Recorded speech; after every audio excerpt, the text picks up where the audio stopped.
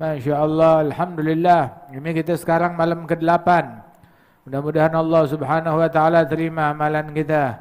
Allah Taala catat kita di catatan amalan hamba-hamba yang diterima, yang dicintai, yang diridhai oleh Allah Subhanahu Wa Taala.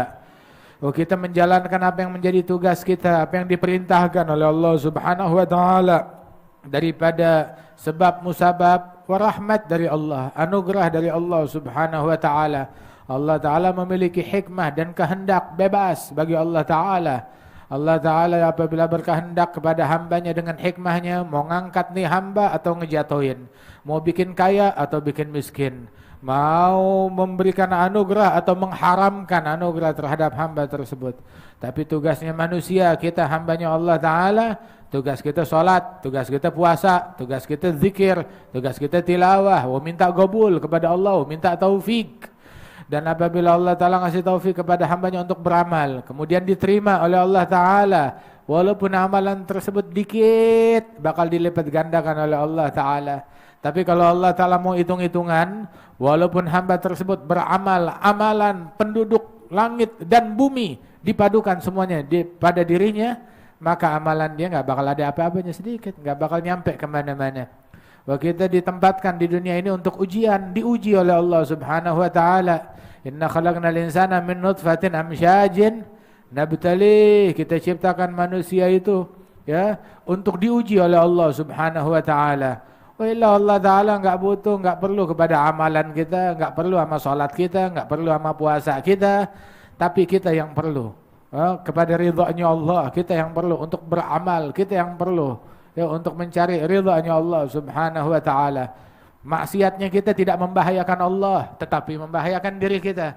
Taatnya kita nggak memberikan manfaat dan tidak menguntungkan Allah, tetapi menguntungkan diri kita sendiri. Ambil kesempatan dari hidup kita. Selagi kita masih ada kemampuan untuk beramal di dunia ini, ya beramallah.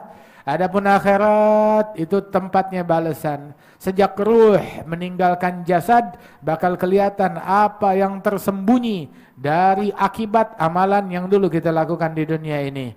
Itu disebutkan bahwasanya Allah Subhanahu Wa Taala jadikan tuh akhirat sebagai tempatnya pembalasan, dunia tempatnya beramal. Mudah-mudahan Allah Subhanahu Wa Taala jadikan balasan kita di akhirat balasan orang-orang yang diridhai oleh Allah Subhanahu Wa Taala dari hamba-hambanya.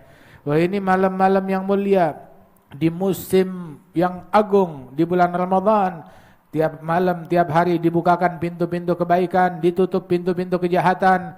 Beruntung orang yang punya kesiapan untuk meraih anugerah Allah Ta'ala dari kaum salihin. Tiap saat mereka itu dicurahkan anugerah futuhat, kemenangan, kejayaan, keberhasilan, kesuksesan. Tiap saat menghampiri mendatangi mereka.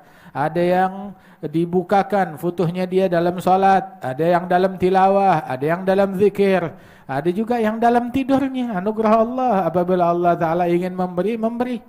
Sebagian kaum arifin, mereka tidur di dalam hatinya enggak ada apa-apa kecuali Allah Subhanahu Wa Taala, ingatan kepada Allah, zikir kepada Allah Taala, ta'zim kepada Allah Taala, hingga dalam tidurnya mencapai derajat yang enggak bisa dicapai oleh orang yang tahajud dalam tahajudnya, yang puasa dalam puasanya.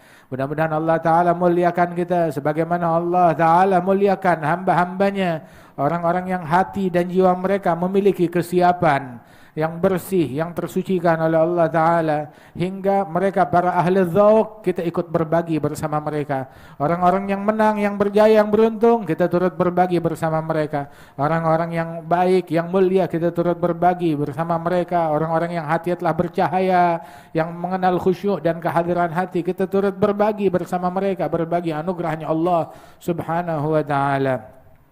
Itulah Habib Ali bilang bahwasanya kita berharap, yang kita harapkan anugerahnya Allah, yang mana anugerahnya Allah itu besar, enggak bakalan habis. Adapun anugerahnya manusia habis. Nah, ini kadang di masa-masa tertentu orang kaya juga, waduh, apa suk barid, pasar lagi adem, lagi dingin, begitu.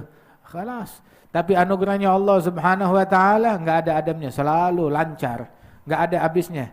Anugerahnya Allah Subhanahu Wa Taala. Itu katanya Al-Habib Ali, setiap orang yang punya hubungan sama saya di zaman sekarang, insya Allah mereka dalam kebaikan yang banyak. Oh semuanya Alhamdulillah, saya punya teman-teman sahabat saya, mereka enggak kepikiran sumpek, wala kepikiran harga naik, harga turun, rizki susah, rizki seret. Rizki mereka digiring oleh Allah Subhanahu wa taala dari jalan yang enggak diduga-duga.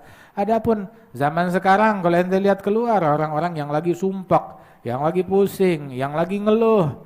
Begitu tiap ketemu orang, setiap ente ketemu orang pasti ngeluh. Ngeluh dari zaman, ngeluh dari waktu, ngeluh dari kondisi yang ada sekarang ini dalam sumpek yang dahsyat.